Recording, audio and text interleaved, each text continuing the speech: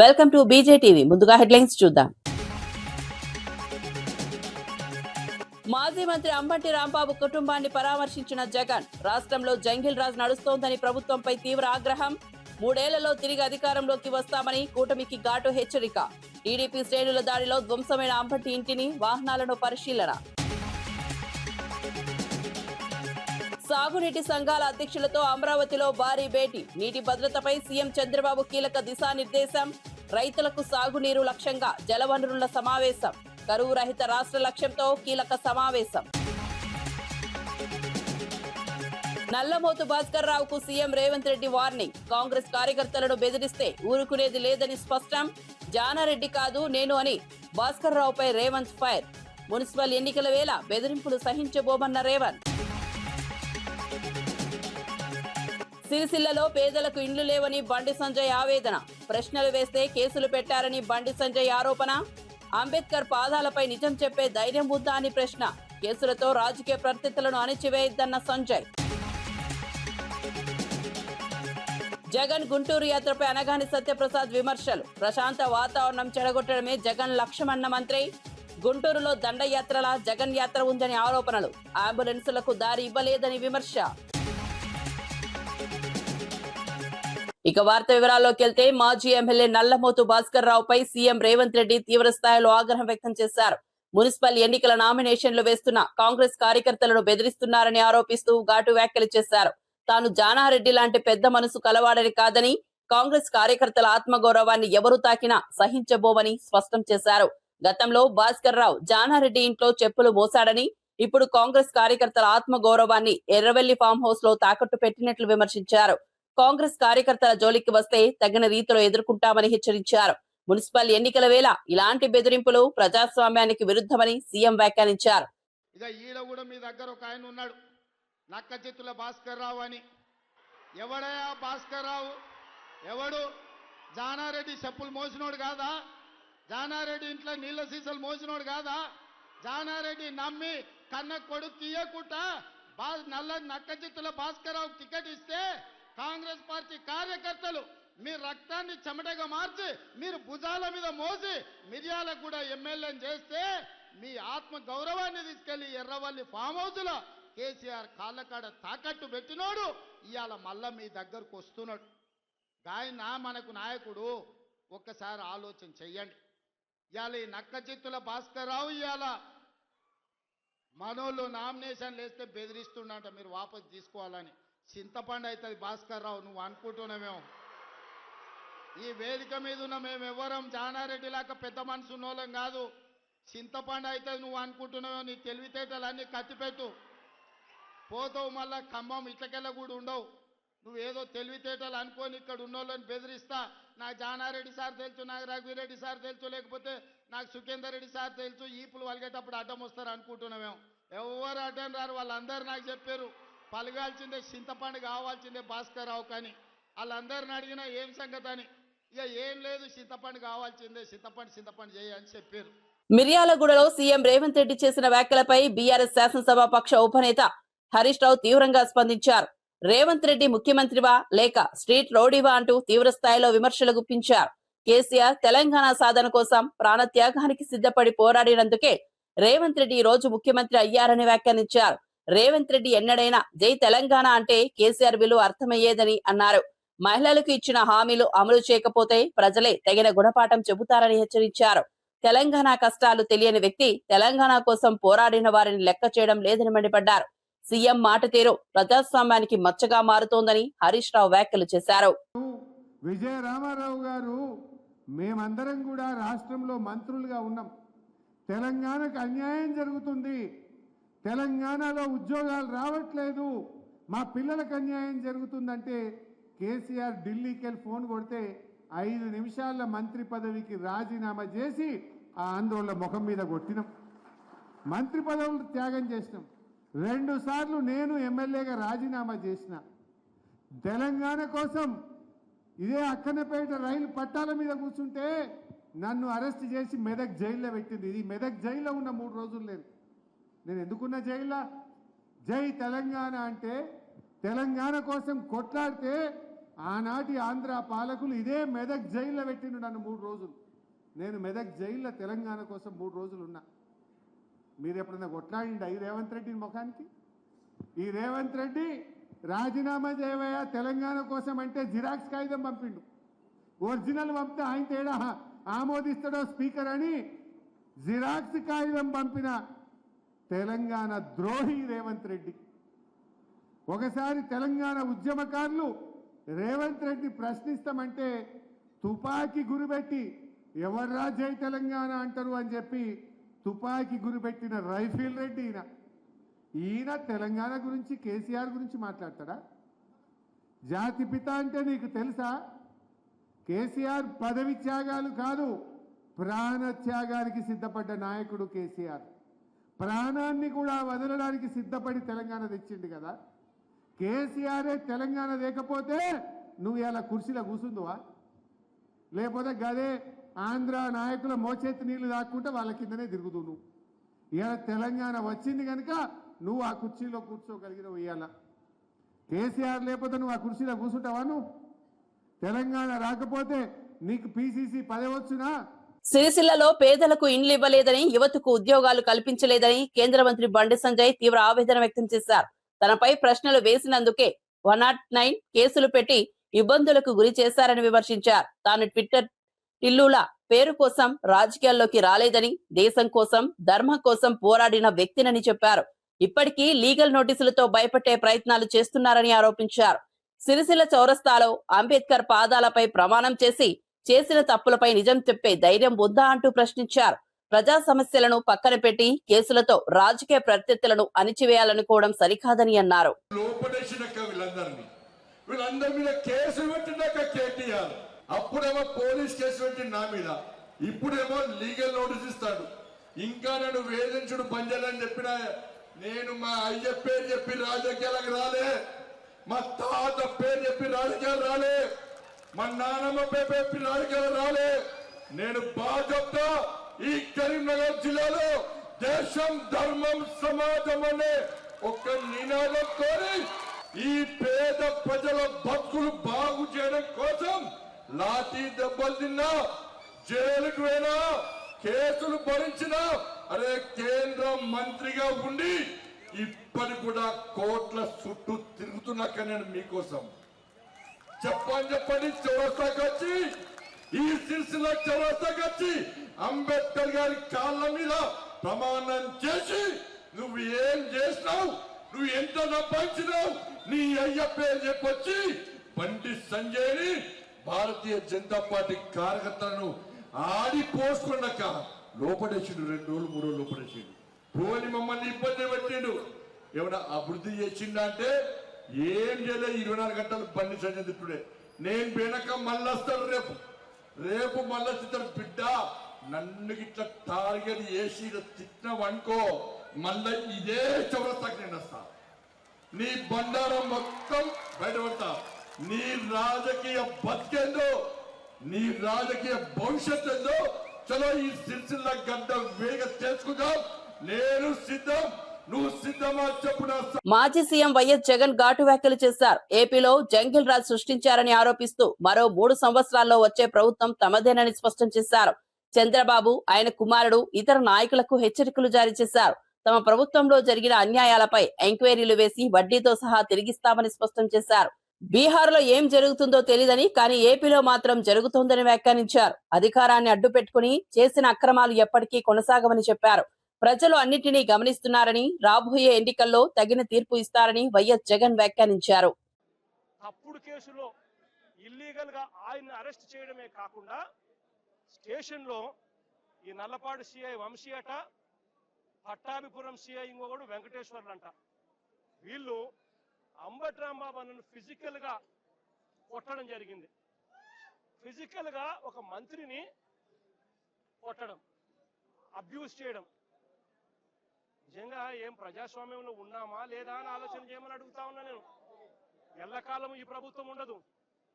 దాదాపుగా 200 మంది సిఐలు, ఎస్ఐలు, డిఎస్పీలు ఇటువంటి వాళ్ళు బీఆర్లో ఉన్నారు. మీ ప్రభుత్వంలో మీరు వీళ్ళందరినీ కూడా పక్కన పెట్టిన పరిస్థితిలో వాళ్ళంతా ఉన్నారు. కేవలం మీకు సంబంధించిన వాళ్ళని కొంతమందిని మాత్రమే సిఐలుగా వేసుకున్నారు, కొంతమందిని మాత్రమే మీకు సంబంధించిన వాళ్ళ డిఎస్పీలను వేసుకున్నారు, డిఐజీలను మీ వాళ్ళని వేసుకున్నారు. ఎస్పీలు గత్యంతరం లేక మీకు ఊడిగం కాస్తా ఉన్నారు. బీహార్లో ఏం జరుగుతా ఉందో నాకు తెలియదు, కానీ ఇక్కడ జంగల్ రాజును మీరు సృష్టించి నడిపిస్తా ఉన్నారు. కానీ నేను అందరికీ కూడా ఒకటే చెప్తా ఉన్నా, ఎల్లకాలం ఇదే మాదిరిగానే జరగదు. 2 ఏళ్ళు కన్ను మూసుకుంటే అయిపోయింది, మరో 3 ఏళ్ళు కూడా కన్ను మూసుకుని కన్ను తెరిచేసరికి మరో 3 ఏళ్ళు కూడా అయిపోతుంది. ఆ తర్వాత వచ్చేది మాత్రం మా ప్రభుత్వం అని చెప్పి కూడా ప్రతి ఒక్కరికి కూడా ఈ సందర్భంగా కూడా చెప్తా ఉన్నా.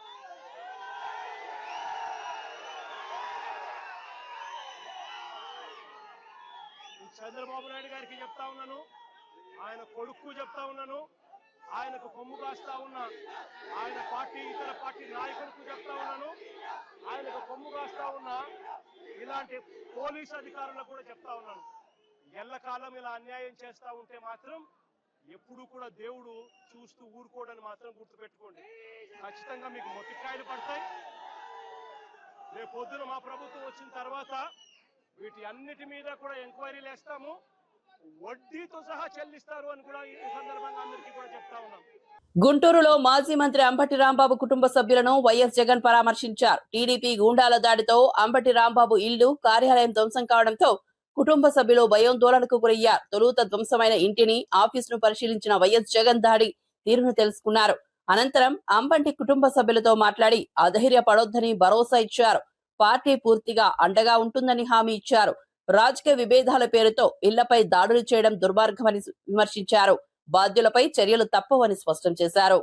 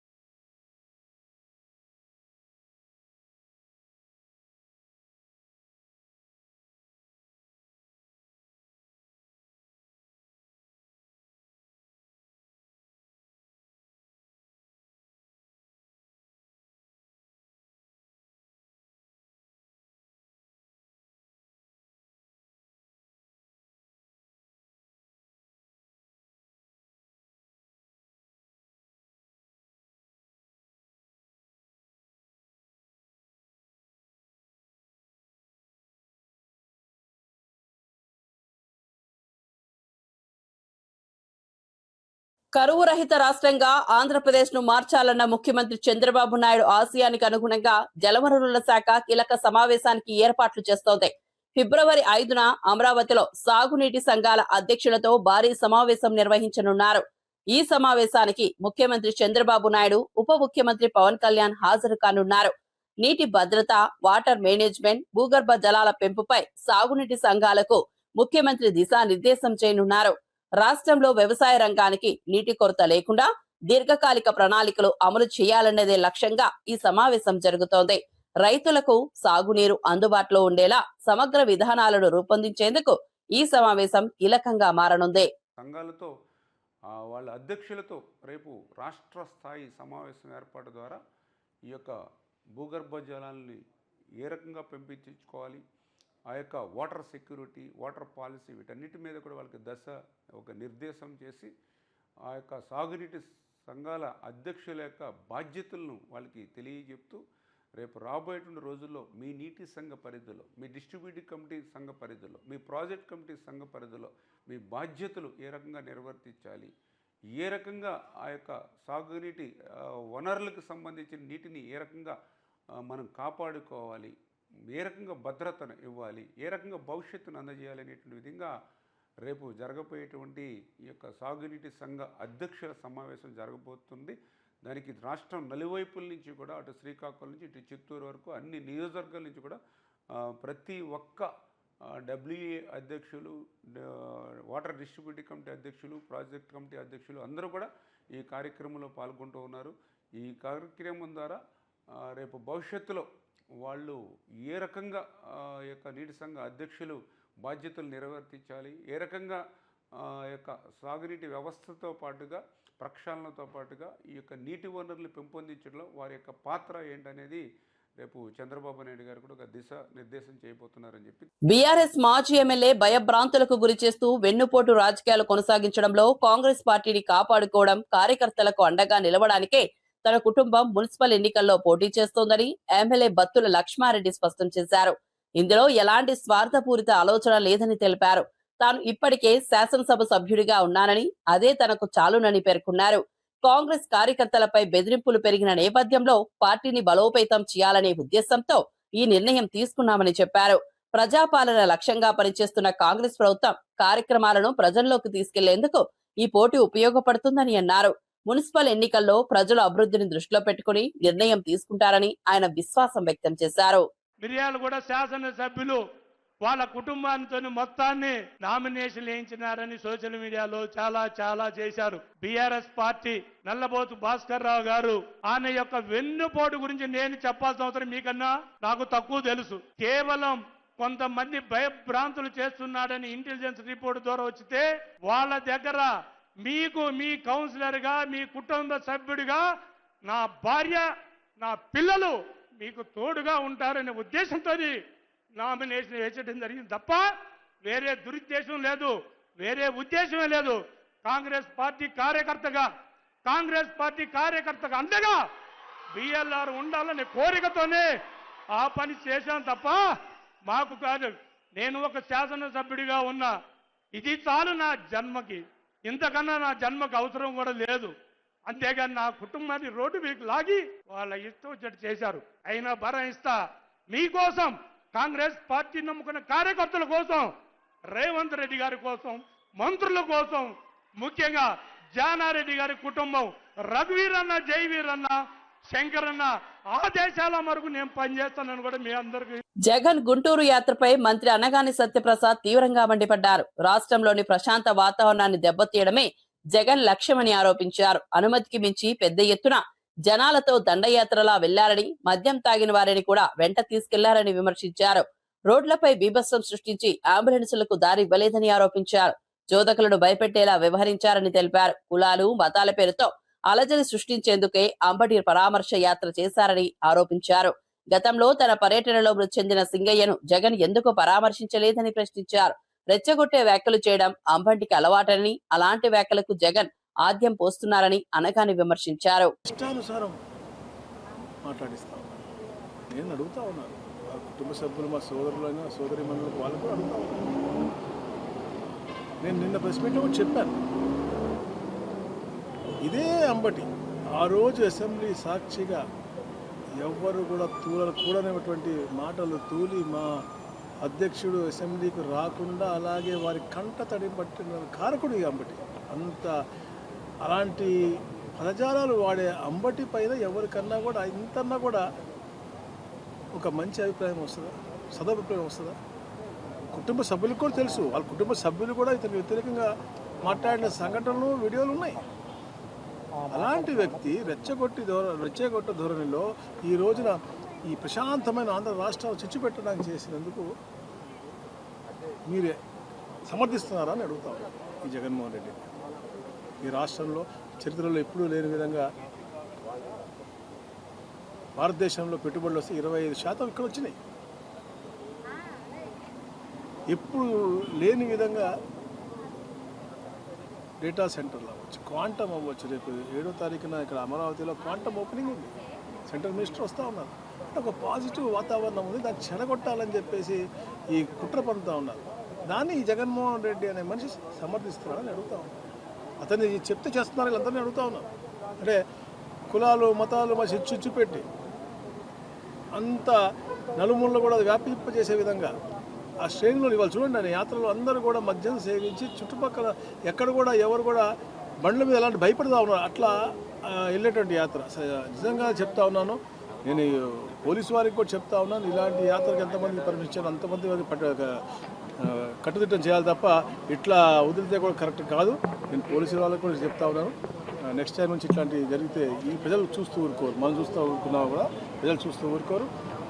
ప్రజలు దీన్ని హర్షించారు. ప్రజాస్వామ్యాన్ని కూలి చేశారని చెప్పి వాళ్ళు అంటున్నారు. డెమోక్రసీకి అసలు అర్థం కూడా గౌరవ మాజీ ముఖ్యమంత్రి ప్రతిపక్ష హోదా లేనటువంటి ప్రతిపక్ష నాయకుడు జగన్మోహన్ రెడ్డికి తెలుసా అని అడుగుతా ఉన్నాను. అసలు మాట్లాడే మాటల్లో పద్ధతి లేదు వాళ్ళ నాయకులు, చేసే పనిలో పద్ధతి లేదు నాయకులు. ఈరోజు చూస్తూ ఉన్నాం మనం. వాళ్ళకి ఇచ్చిన పర్మిషన్ ఎంత అంటే వాళ్ళ ముందు ఆ మోటార్ సైకిల్ మీద అంత మద్యం సేవించి చుట్టుపక్కల ప్రాంతాల్లో కూడా భయభ్రాంతులు క్రియేట్ చేస్తూ వెళ్తారు. ఇది దండయాత్రనా? డెమోక్రసీ అంటే ఏంటి? శాంతియుతంగా ఏది చేసుకున్నా మాకు బాధ లేదు. ఎవరన్నా ఎంతమంది వెళ్ళండి. ఈరోజు అంబులెన్స్ ఆగిపోయాయి రోడ్డు మీద. వీళ్ళు చేసే దానికి చుట్టుపక్కల మోటార్ సైకిల్ పడిపోయే పరిస్థితులు అంటే డ్రైవ్ చేసే పరిస్థితి లేదంటే మీరు ఎలాంటి వాతావరణం క్రియేట్ చేద్దామనుకున్నారు ఈ ఆంధ్ర రాష్ట్రాన్ని? మీరు చెప్పేది అదే డెమోక్రసీ అంటే you all right to go. మీరు వెళ్ళండి, ఒక్కరు వెళ్ళండి, 4 వెళ్ళండి, 10 మంది వెళ్ళండి, లేదా పోలీసు వారు పర్మిషన్ అడిగి 100 మంది వెళ్ళండి. కానీ ఇట్లా రెచ్చగొట్టే ధోరణిలో వెళ్తే మాత్రం ఎట్టి బస్సులో ఉండేవాడు. ప్రాంతాల మధ్య, కులాల మధ్య చిచ్చు పెట్టే తత్వం అది మారుకోవాలి అని చెప్పేసి మిర్యాలగూడ పట్టణ అభివృద్ధికి మరింత నిధులు మంజూరు చేయాలని ముఖ్యమంత్రికి విజ్ఞప్తి చేస్తున్నట్లు మంత్రి కోమటిరెడ్డి వెంకటరెడ్డి తెలిపారు. మిర్యాలగూడ పెద్ద రైస్ ఇండస్ట్రీల ప్రాంతమని, ఈ ప్రాంతాన్ని మరింత అభివృద్ధి చేయాల్సిన అవసరం ఉందన్నారు. మున్సిపల్ ఎన్నికల వేళ ప్రజలు 10 ఏళ్ల గత ప్రభుత్వ పాలనలు, 26 మాసాల ప్రభుత్వ పాలనను బేరేజు వేసుకోవాలని సూచించారు. పేదలందరికీ రేషన్ కార్డులు అందించి నెల నెల సన్నబియ్యం అందిస్తున్న ఘనత ప్రజా ప్రభుత్వానిదని చెప్పారు. అన్ని వర్గాల సంక్షేమం కోసం అనేక పథకాలు అమలు చేస్తున్నామని తెలిపారు. ఈ ఎన్నికల్లో అభివృద్ధికి మద్దతుగా ప్రజలు కాంగ్రెస్ కు ఓటు వేయాలని ఆయన పిలుపునిచ్చారు. మిర్యాలగూడ పట్టణం అన్నా, మిర్యాలగూడ కాన్స్టిట్యున్సీ అన్నా గౌరవ ముఖ్యమంత్రి గారికి ఒకటే చెప్పేది, ఇది ఏషియాలోనే పెద్ద రైస్ ఇండస్ట్రీతో పాటు ఇక్కడ అంతా కూడా వ్యాపార వర్గాలతో పాటు ఇక్కడ అంతా రైతులు, కష్టపడే రైతులు ఉన్న ప్రాంతం ఇది. ఈ ప్రాంతాన్ని ప్రత్యేకంగా అభివృద్ధి చేయడానికి ముఖ్యమంత్రి గారు చొరవ తీసుకొని ఎక్కువ నిధులు ఇవ్వాలని, అలాగే ఈరోజు మున్సిపల్ ఎన్నికల ప్రచారం కూడా ఈరోజు ఇక్కడ 200 కోట్ల ఇంటిగ్రేటెడ్ స్కూల్తో పాటు 12 కోట్ల రూపాయలు స్వయం సంఘాలకు వడ్డీలు ఇస్తూ ప్రతి మహిళని కోటీశ్వరులు చేసే కార్యక్రమంలో భాగంగా ఈరోజు ఎన్నో కార్యక్రమాలు చెప్తున్న విషయం మీ అందరికీ కూడా తెలుసు. అందుకనే సోదరులారా, ఈరోజు ఒకటే ఆలోచించుకోవాలి, గత 10 సంవత్సరాల పాలన ఏ విధంగా ఉంది, 26 మాసాల పాలన ఏ విధంగా ఉంది. 10 ఏళ్లలో ఒక్క రేషన్ కార్డు కూడా ఇవ్వలేని పరిస్థితి ఉంటే ఈ రోజు గౌరవ ముఖ్యమంత్రి గారు, అదే మన జిల్లాకు చెందిన ఉత్తమ్ కుమార్ రెడ్డి సివిల్ శాఖ మంత్రి, మేమందరం కలిసి ఆలోచించి ప్రజారాజ్యం, ఇందిరమ్మ రాజ్యం అంటే పేదల రాజ్యం, పేదోళ్లకు న్యాయం చేయాలని తెల్ల కార్డుతో పాటు మేమందరం తినే సన్న బియ్యం కూడా పేదలకు ఇచ్చిన ఘనత ఈ ప్రజా ప్రభుత్వం ఉందని చెప్పి, దాంతోపాటు మహిళలకు ఇచ్చే కార్యక్రమాలు కానీ, రైతులకు 20,000 కోట్ల రుణాలతో పాటు మరీ ముఖ్యంగా ఆలోచించాలి. ఈరోజు 20,000 కోట్లతోని యంగ్ ఇండియా ఇంటిగ్రేటెడ్ స్కూల్స్ కట్టి పేదవాడు ప్రతి ఒక్కరు కూడా విద్యతోనే అభివృద్ధి సాధ్యమని నమ్మి ఇవాళ 20,000 కోట్లతోని స్కూల్స్ కట్టిస్తూ ముందుకు పోతున్న ఈ సందర్భంలో ముఖ్యమంత్రి గారు మనందరం కూడా ఈ ప్రభుత్వానికి వెనుదన్నుగా ఉండాలని ఒక చిన్న విషయం మీ అందరికి కూడా, ఈ ఎన్నికలు పేద ప్రజలకు సంబంధించిన ఎన్నికలు ఇది ఇవాళ ముఖ్యమంత్రి గారికో, నాకో, ఉత్తమ్ కుమార్ రెడ్డి గారికో పదవి కాదు. ఇంకా 3 ఏళ్ళు ఉంటాం, ఆ తర్వాత మళ్ళా గెలిపిస్తారు మీరు 5 ఏళ్ళు. కానీ పేదవారి సమస్యలు తీర్చే మున్సిపల్ కౌన్సిలర్స్ కానీ, చైర్మన్లు కానీ ఈ రోజు మన కాంగ్రెస్ పార్టీ ఉంటే. కేంద్ర మంత్రి బండి సంజయ్ చేసిన వ్యాఖ్యలకు ప్రభుత్వ విప్ ఆది శ్రీనివాస్ ఘాటుగా స్పందించారు. గత 12 ఏళ్లుగా కేంద్రంలో బీజేపీ ప్రభుత్వం ఉన్నా చిల్లి గవ్వ కూడా తేలేదని విమర్శించారు. బీజేపీ కౌన్సిలర్లు గెలిస్తే నిధులు వరదలా పారిస్తామని చెప్పడం హాస్యాస్పదమని అన్నారు. వేములవాడలో బీసీ బిడ్డగా తాను ప్రజల కోసం పనిచేస్తున్నానని తెలిపారు. సీఎం రేవంత్ రెడ్డి సహకారంతో వేములవాడ రాజనాలయంతో పాటు పట్టణాన్ని మరింత అభివృద్ధి చేస్తామని స్పష్టం చేశారు. అభివృద్ధే తమ రాజకీయ లక్ష్యమని, ప్రజలు కూడా అదే కోరుకుంటున్నారని అన్నారు. 80 ఫీట్లు బ్రిడ్జి నుంచి వచ్చేటువంటి సందర్భం. అందుకే నోటేయమంటారు కాంగ్రెస్ పార్టీ. రేవంత్ రెడ్డి గారి సర్కార్ మీరు ఈ నూతన ఉత్సాహాన్ని ఇచ్చినట్టయితే, ఇక్కడ ఉన్నటువంటి 27 వార్డులలో లావణ్యను శిరీషను కల్పించినట్టయితే మరింత నూతన ఉత్సాహంతో ఇంకా అదనపు పనులు తీసుకున్నామా, కాళ్ళ కట్టేటువంటి గెలిపించుకుందామా ఆలోచన చేయమని కోరుతున్నాం. చేయి తిరిగేవాడిని ఇస్తారా, నడుస్తుంటే కాళ్ళ కట్టెబెట్టి ఎంత బడగొట్టుకుని ఇస్తారా అని అడుగుతా ఉన్నాం. వాళ్ళు గెలిస్తే ఏం చేస్తారో మాకు అధికారం ఉందా? మా కేంద్రంలో అధికారం ఉందంటారు ఒకరు. కేంద్రం నుంచి ఇప్పుడు వేల చిల్లి గవర్న వచ్చినాం. మా కేంద్రంలో గవర్నమెంట్ ఉంది, వరదలా పాలిస్తామంటూ నిధులు చిల్లి గమనించిన 12 ఏళ్ళ కేంద్రంలో భారతీయ జనతా పార్టీ ప్రభుత్వం అధికారం ఉంది. 12 ఏళ్ళు చిల్లి గబ్బ ఇవ్వను. ఈ ఎన్నికలకు వరదలా ప్రవహించేలా నిధులు ఇస్తారు వివరణ మాధ్యమని. ఇక్కడ రాష్ట్రంలో ఉన్నది రేవంత్ రెడ్డి సర్కార్, ఇక్కడ ఎమ్మెల్యే ఉన్నది మీ బిడ్డ. ఈ రోజు మనం గెలిస్తే వరదలా నిధులు వస్తాయా, ఎక్కడ ఉన్న పార్టీ గెలుస్తా ఆలోచించి ఏమనుకోవచ్చు. తెలంగాణలో సీఎం రేవంత్ రెడ్డి మత రాజకీయాలు చేస్తున్నారని బీజేపీ రాష్ట్ర అధ్యక్షుడు రామచంద్రరావు తీవ్ర ఆరోపణలు చేశారు. రాష్ట్రంలో అనేక దేవాలయాలు కూల్చివేసిన ఘటనలను కాంగ్రెస్ ప్రభుత్వం పట్టించుకోలేదని విమర్శించారు. సీఎం రేవంత్ రెడ్డి సభల సమయంలో బీజేపీ కార్యకర్తలను హౌస్ అరెస్టు చేయించడం ప్రజాస్వామ్య విరుద్ధమని మండిపడ్డారు. కాంగ్రెస్ పార్టీకి బీజేపీ అంటే భయం పట్టుకుందని, అందుకే బీజేపీని అణిచివేసే ప్రయత్నాలు చేస్తోందని ఆరోపించారు. ప్రజా సమస్యలను పక్కన పెట్టి మత అంశాలను రాజకీయ ప్రయోజనాలకు వాడుకుంటున్నారని విమర్శించారు. తెలంగాణలో శాంతి భద్రతకు భంగం కలిగేలా ప్రభుత్వం వ్యవహరిస్తోందని అన్నారు. బీజేపీ కార్యకర్తలను భయపెట్టే ప్రయత్నాలు ఫలించవని, ప్రజలే తగిన సమయంలో సరైన గుణపాఠం చెబుతారని రామచంద్రరావు వ్యాఖ్యానించారు. మత ప్రచారం చేస్తున్నారు, మతం మీద ప్రచారం చేసి చెప్తా ఉన్నారు. నేను కాంగ్రెస్ పార్టీ యొక్క అధ్యక్షుని అడుగుతా ఉన్నాను, మీ ముఖ్యమంత్రినే ఈరోజు మా రాష్ట్రంలో తెలంగాణలో మత రాజకీయాలు చేస్తుంది మీ ముఖ్యమంత్రి. జూబ్లీ హిల్స్ లో ఏం మాట్లాడారో ఒకసారి గుర్తుపెట్టుకోండి. Congress is Muslim, Muslim is Congress అన్న మాట ఎవరు మీ ముఖ్యమంత్రి కాదా అని అడుగుతా ఉన్నాను. ఈ రోజు మన రాష్ట్రంలో అనేక దేవాలయాలు కూలగొడితే ఈ కాంగ్రెస్ పార్టీ మాట్లాడకుండా విచ్చలవిడిగా వాళ్ళు వదిలేస్తే, భారతీయ జనతా పార్టీ మాట్లాడితే మతోన్వాదులు మేమవుతామా, లేకుంటే ఆ పని చేసినటువంటి ఒక వ్యక్తులకు ఆశ్రయ ఇచ్చేటటువంటి మీరు మతోన్వాదులు అవుతారని చెప్తా అడుగుతా ఉన్నాను. మిత్రులారా, ఈరోజు నల్గొండ జిల్లాలో ముఖ్యమంత్రి రేవంత్ రెడ్డి గారు సభ పెట్టారు. మరి సభ పెడితే మీరు పెట్టుకోండి, మనం కూడా ఇక్కడ పెట్టుకున్నాం. కానీ సభ పెడితే భారతీయ జనతా పార్టీ కార్యకర్తల్ని హౌస్ అరెస్ట్ చేయడం జరిగింది. ఇది ఎక్కడ ప్రభుత్వం అడుగుతా ఉన్నాడు? మీ మీటింగ్ పెట్టుకోవడానికి బీజేపీతో భయం ఏంటి అని అడుగుతున్నాను. బీజేపీ అంటే కాంగ్రెస్ కు భయం అనే విషయాన్ని తెలుసుకోవాలి మిత్రులారా మీరు. అందుకే బీజేపీని అణచివేసే వైసీపీ హయాంలోనే తిరుమల లడ్డూ ప్రసాదానికి నెయ్యి సరఫరాలో భారీ అవినీతి జరిగిందని జనసేన నెల్లూరు నగర అధ్యక్షుడు దుగ్గిశెట్టి సుజయ్ బాబు ఆరోపించారు. నెల్లూరులో నిర్వహించిన మీడియా సమావేశంలో ఆయన మాట్లాడారు. అసలు డైరీ వ్యాపారం లేని కంపెనీలకు నెయ్యి సరఫరా కాంట్రాక్టర్లు ఇచ్చారని విమర్శించారు. పాలు, నెయ్యి, వెన్న తయారీ అనుభవం లేని సంస్థలు 60 లక్షల కిలోల నెయ్యిని ఎలా సరఫరా చేశాయో చెప్పాలని ప్రశ్నించారు. కల్తీ నెయ్యిని సరఫరా చేసి కోట్ల రూపాయల దోపిడీ జరిగిందని ఆరోపించారు. ఈ అంశాన్ని ప్రజల్లోకి తీసుకెళ్లిన ఉప ముఖ్యమంత్రి పవన్ కళ్యాణ్ పై ఆరోపణలు చేయడం అర్ధరహితమని అన్నారు. గత వైసీపీ పాలనలో జరిగిన తప్పిదాలే బయటపడుతున్నాయని, కూటమి ప్రభుత్వంలోనే నిజాలు వెలుగులోకి వస్తాయని సుజయ్ బాబు స్పష్టం చేశారు. దర్యాప్తులో పాలు లేకుండా కేవలం రసాయనాలు వాడారని తేలిస్తే ఎన్డీడీబీ తన నివేదికలో జంతు కళేబారాన్ని వాడారు అని చెప్పి తెలిసింది. జంతు కళేబారం అంటే ఏ జంతువుల నుంచో తీసుకున్న కొవ్వుని 240 నుంచి 270 డిగ్రీల మధ్య వేట్లయితే కరిగిస్తే ఆ కరిగించిన ఆ పదార్థాన్ని అది తీసుకొని వచ్చి లడ్డూలో వాడడం నిజంగా తలుచుకుంటుంటేనే నిజంగా ఆ తిరుమల శ్రీవారి లడ్డూ మీద ఇంత కల్తీ చేశారంటే నిజంగా చాలా బాధగా, ఒక మనసు ఇంకా బాధగా, ఒక మనసు ఇంకా దేవుడికే మనం ఇటువంటి ఎన్ని చేస్తే ప్రజలకు వాళ్ళు ఏ విధంగా చేశారని చెప్పి ఒక్కసారి తెలుసుకోవచ్చు.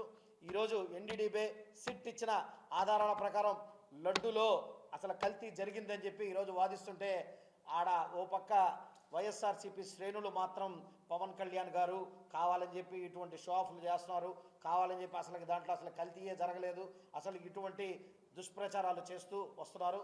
దయచేసి మరొక్కసారి వ్యాఖ్యానిస్తున్నాం, మీరు చేసింది తప్పు. ఆ తప్పుని తీసుకొని వస్తున్నప్పుడు ఈరోజు కనీసం తప్పునైనా ఒప్పుకొని మొదటికి రావాలని చెప్పి మేము కోరుకుంటున్నాం. కానీ కనీసం అది కూడా మీరు చేయకుండా ఈరోజు ఆ తప్పును కప్పిపించే విధంగా పవన్ కళ్యాణ్ గారి మీదకి రావడం, అదేవిధంగా ఈ ప్రజల్ని తప్పుదో పట్టించడం చేస్తూ వస్తున్నారు. రానున్న రోజుల్లో ప్రజలు గమనిస్తున్నారు. ఆ కలియుగ ప్రత్యక్ష దైవం శ్రీ వెంకటేశ్వర స్వామి గమనిస్తున్నాడు. ఏదైతే మీరు చేశారో వెంకటేశ్వర స్వామి లడ్డు విషయంలో మీరు ఏదైతే చేశారో వెంకటేశ్వర స్వామి మీద ఏదైనా వస్తే ఇప్పుడు దాకా ఎన్నో ప్రభుత్వాలే కూల్పనాయి. అది ప్రత్యక్ష నిదర్శనం. ఆల్రెడీ తమకు తెలుసు, మేము అది మాట్లాడి మా హుందాతనాన్ని కేంద్ర ప్రభుత్వం విదేశీ ఒత్తిడికి తలొగ్గుతోందని పెద్దపల్లి ఎంపీ వంశీకృష్ణ తీవ్ర విమర్శలు చేశారు. ఈ దేశాన్ని ఢిల్లీ నుంచి ప్రధాని మోదీ నడిపిస్తున్నారా లేక వాషింగ్టన్ నుంచి ట్రంప్ నడిపిస్తున్నారా అని ప్రశ్నించారు. అమెరికా ఉత్పత్తులపై టారిఫ్ల తగ్గింపు, రష్యా చమురు దిగుమతుల తగ్గింపుతో దేశానికి 2 నుంచి 3 లక్షల కోట్ల రూపాయల ఆర్థిక భారం పడుతోందని ఆరోపించారు. ఈ అంశాలపై లోక్సభ ప్రతిపక్ష నేత రాహుల్ గాంధీ అడిగిన ప్రశ్నలకు బీజేపీ సమాధానం చెప్పలేకపోతోందని అన్నారు. అందుకే పార్లమెంట్ లో ఈ విషయాలపై చర్చకు అవకాశం ఇవ్వడం లేదని విమర్శించారు. దేశ ప్రయోజనాలకు వ్యతిరేకంగా కేంద్ర ప్రభుత్వం నిర్ణయాలు తీసుకుంటోందని ఆరోపించారు. ఈ రోజు మనం చూస్తుంటే నరేంద్ర మోడీ గారు మన భారతదేశాన్ని ఢిల్లీ నుంచి నడిపిస్తున్నాడా లేకపోతే వాషింగ్టన్ డీసీలో నుంచి ట్రంప్ నడిపిస్తున్నాడా అని చెప్పి ఈరోజు ముఖ్యమైన ప్రశ్న సూటిగా భాజపా పార్టీకి అడగడం జరుగుతుంది. భారతీయ జనతా పార్టీ వాళ్ళు భయపడిపోయినారు, లొంగిపోయినారు అని చెప్పి స్పష్టంగా తెలుస్తున్నది. రాహుల్ గాంధీ గారు ఒకటే ఒక క్వశ్చన్ అడుగుతున్నారు. ఈ ట్రేడ్ డీలు, ఈ నకాబ్ ఏదైతే ఉన్నదో అది బయటకు తీసేసి పడేసినారు. మోడీ గారు ఎక్స్పోజ్ అయిపోయినారు.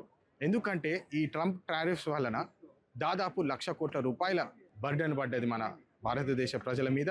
మళ్ళా రష్యన్ ఆయిల్స్ ఏదైతే 40% ఇంపోర్ట్స్ ఉంటేనో రష్యాకి వెళ్ళి, దాని మీద ట్రంప్ వలన ఇప్పుడు ఆ 40% నుంచి 20% తగ్గియాలని చెప్పి ఏదైతే ప్రెషర్ చేసిండో ట్రంప్, దాని గురించి దాదాపు 1,00,000 కోట్ల ఇబ్బంది పడుతుంది. మరి ఇంకో విషయం ఏంటంటే ఈ మేక్ ఇన్ ఇండియా స్టోరీ ఏదైతే నరేంద్ర మోడీ గారు ఇప్పటివరకు గట్టిగా పెద్దగా చెప్పుకున్నారో ఆ స్టోరీ మొత్తాన్ని ట్రంప్ చేతిలో పెట్టేసి ఆమ్ ఆద్మీని ద్రోహం చేసినాడు అని చెప్పి స్పష్టంగా తెలుస్తుంది. ఎందుకంటే యుఎస్ నుంచి ఇండియాకు వచ్చే ప్రోడక్ట్స్ మీద ఏదైతే టారిఫ్స్ ఉండేనో అవన్నిటి మీద కూడా టారిఫ్స్ తీసేసినారు. ఇప్పుడు మన ప్రజల మీద ఇబ్బంది పడుతుంది. మొత్తానికి 2 నుంచి 3 లక్షల కోట్ల రూపాయల వరకు మన భారతదేశం మీద ఇబ్బంది కలుగుతుంది ఈ డెసిషన్స్ వల్ల. కానీ బీజేపీ వాళ్ళకి దమ్ము లేదు. వాళ్ళు ప్రశ్నకి ఆన్సర్. బరాబర్ ప్రేమిస్తా సినిమా ప్రమోషన్ సందర్భంగా జరిగిన వివాదంపై నటుడు జేడీ చక్రవర్తి స్పందించారు. ఆ రోజు ఆ ఈవెంట్ నుంచి తాను వెళ్లిపోయి ఉండాల్సిందని ఆయన అన్నారు. సినిమా ప్రమోషన్స్ ను విభిన్నంగా చేయడం తప్పు కాదని, కానీ మహిళలను కించపరిచేలా అసభ్యంగా ఉండకూడదని స్పష్టం చేశారు. ప్రమోషన్ ఈవెంట్ లో చంద్రహాస్ అసభ్య పదజాలంతో పాట పాడడం వివాదాస్పదంగా మారిన విషయం తెలిసిందే.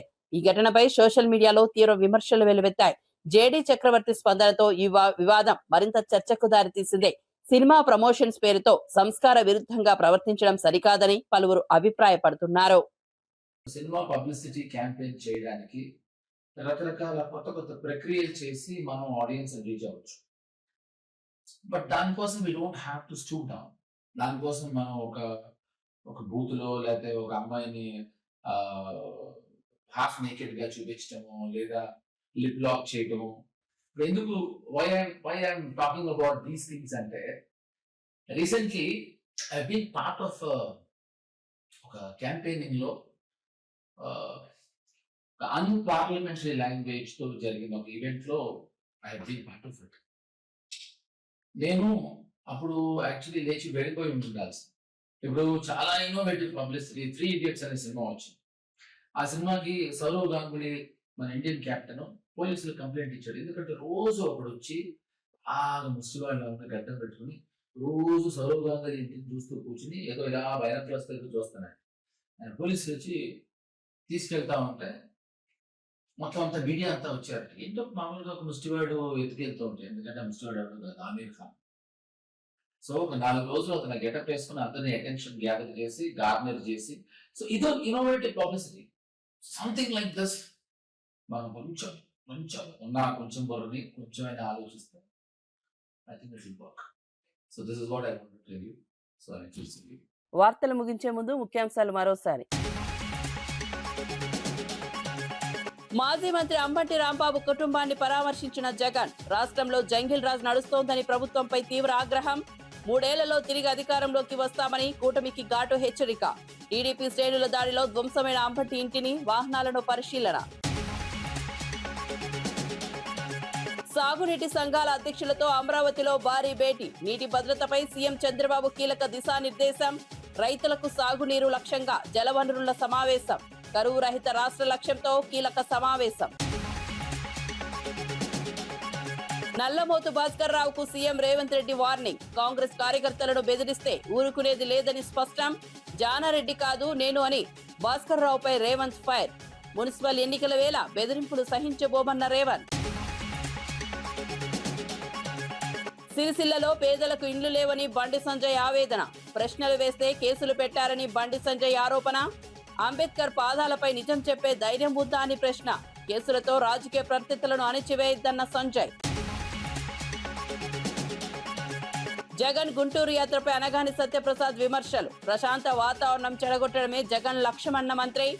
గుంటూరులో దండయాత్రలా జగన్ యాత్ర ఉందని ఆరోపణలు. అంబులెన్సులకు దారి ఇవ్వలేదని విమర్శ. ఇవి నాటి వార్తా విశేషాలు. మరో బులెటిన్లో మళ్ళీ కలుద్దాం.